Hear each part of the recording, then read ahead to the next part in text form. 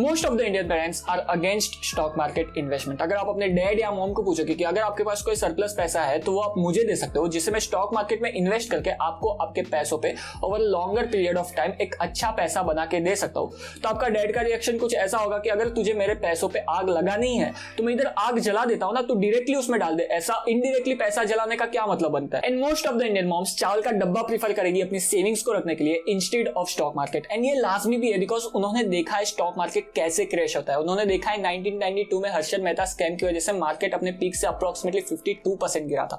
उन्होंने देखा है फाइनेंशियल क्राइसिस में 2008 में मार्केट अपने पीक से 58% तक गिरा था। एंड रिसेंटली ऑल्सो 2020 में उन्होंने देखा है कि मार्केट कैसे अपने पीक से 40% के आसपास गिरा था। और ये सब देख के उनके मन में कॉन्फिडेंस आना स्टॉक मार्केट के लिए is next to impossible. And not just for them, किसी के भी लिए अपनी वेल्थ को 50% के आसपास गिरते हुए देखना is the scariest thing to watch. And that is why आज के इस एपिसोड में हम बात करने वाले कि कैसे हम अपने आप को प्रिपेयर कर सकते हैं इन स्टॉक मार्केट क्रैशेस के लिए, एंड कैसे हम अपने स्टॉक मार्केट के डर को कम कर सकते हैं, एंड कैसे हम अपने आप को लॉस लेने से बचा सकते हैं। So everything in this episode, let's get started.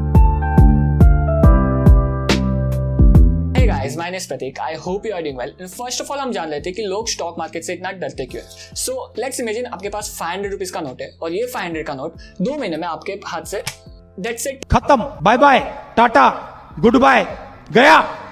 Because stock market crash हो गया and losing that much of money, losing all of your capital is the scariest thing किसी के भी लिए। लोगों ने ये एक्चुअल में एक्सपीरियंस किया है अपनी लाइफ में। लोगों ने देखा है कि कैसे कुछ चंद महीनों में उन्होंने अपना सारा कैपिटल गवा दिया स्टॉक मार्केट में इन्वेस्ट करने की वजह से। एंड दैट इज व्हाई लोग बहुत ही ज्यादा डरते हैं इंडिया में स्टॉक मार्केट में इन्वेस्ट करने के लिए। ऑल्सो डेटा सजेस्टेड कि सिर्फ 2% के आसपास लोग इंडिया में स्टॉक मार्केट में या फिर इक्विटीज में डायरेक्टली या फिर इनडायरेक्टली एक्सपोजर रखते हैं, जो बहुत ही ज्यादा कम नंबर है। हालांकि ये साल दर साल बढ़ रहा है which is a good thing, but अभी भी बहुत ही ज्यादा कम लोग इंडिया में स्टॉक मार्केट में इन्वेस्ट करते हैं, इक्विटीज में अपना एक्सपोजर रखते हैं। एंड ऑल्सो थोड़ा बहुत डर तो होना ही चाहिए मार्केट के लिए सबको, बिकॉज मार्केट इज सुप्रीम और ये हमें मदद करता है मार्केट को रिस्पेक्ट करने के लिए, हमें एक अच्छा इन्वेस्टर बनाने के लिए भी हेल्प करता है अगर हम थोड़ा डरते हैं मार्केट से तो। एंड ये कॉन्सेप्ट बहुत सारी थिंग्स में अप्लाई होता है, जहां पे हम अगर नाइफ का एग्जांपल है तो नाइफ को हम कटिंग के लिए यूज कर सकते हैं, हमारे फेवर में यूज कर सकते हैं, बट नाइफ को अगर हम गलत तरीके से यूज करें तो हम अपने आप को हर्ट भी कर सकते हैं। Same goes for fire as well, जहां पे फायर हमें हेल्प करता है कुकिंग में, फायर हमें हेल्प करता है अपने आप को वार्म रखने के लिए, बट अगर हम फायर को गलत तरीके से इस्तेमाल करें तो उससे हम जल भी सकते हैं। Same goes for driving as well, जहां से ड्राइविंग से हम एक जगह से दूसरी जगह तक बहुत ही फास्टली,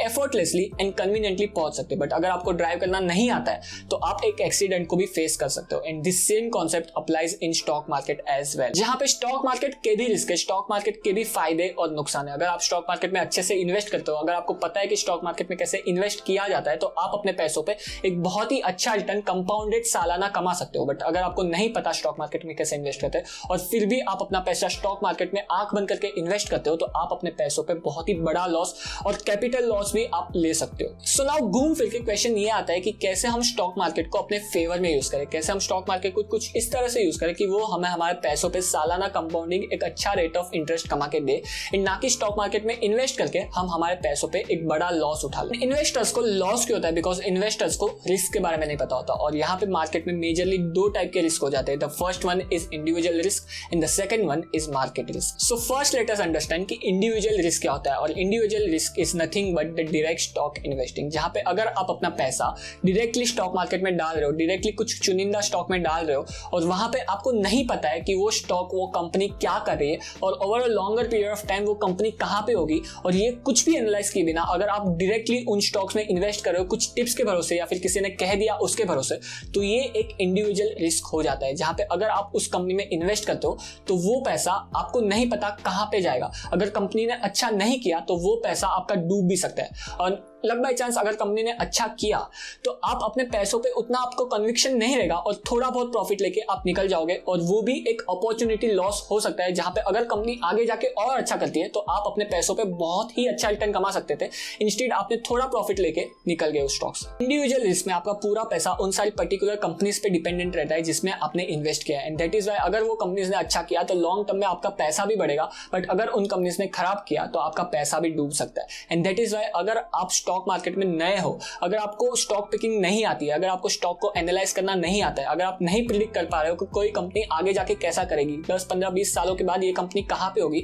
तो आपने इंडिविजुअल रिस्क नहीं लेना चाहिए अपने पैसों के साथ, आपने डायरेक्ट स्टॉक इन्वेस्टिंग में नहीं जाना चाहिए। एंड दैट इज व्हाई आपको अपने पैसों पे इंडिविजुअल रिस्क तभी ही लेना चाहिए जब आपको पता हो कि आप एक अच्छे से स्टॉक पिकिंग कर सकते हो, आपको पता हो कि आप कैसे कंपनी एनालाइज कर रहे हो, आपको पता हो कि ये कंपनी का परफॉर्मेंस कैसा रहेगा इन अ लॉन्ग टर्म, आपको पता है कि ये कंपनी का मैनेजमेंट अच्छा है, इस कंपनी के फाइनेंशियल अच्छे है, और आपने इस कंपनी का क्वांटिटेटिव एंड क्वालिटेटिव एनालिसिस किया है, और उसके बाद ही अगर आपको कन्विक्शन है, अगर आपको टेम्परामेंट आप ले सकते हो, फिर ही उसके बाद ही आपको इंडिविजुअल स्टॉक पिकिंग में जाना चाहिए। And the second type of risk is market risk, जहां पे इससे अगर हम एक एग्जांपल के साथ समझे तो लेट अस इमेजिन एक ओशन है और इस ओशन में बहुत सारी शिप्स है, कुछ शिप्स बहुत ज्यादा बड़ी है, कुछ शिप्स छोटी शिप्स है, कुछ बोट्स भी है, और ये सारी शिप्स ओशन में एक जगह से दूसरी जगह जा रही है। एंड सडनली वेदर कंडीशंस बिगड़ती है, बहुत ज्यादा बारिश होने लगती है, बहुत ज्यादा हवा आने लगती है, जो वेव्स है वो बहुत ज्यादा बढ़ जाती है, और इसी वजह से बहुत ज्यादा शिप्स डूब भी सकती है, और ये जो वेदर कंडीशन है वो सारी शिप्स को अफेक्ट करेगी।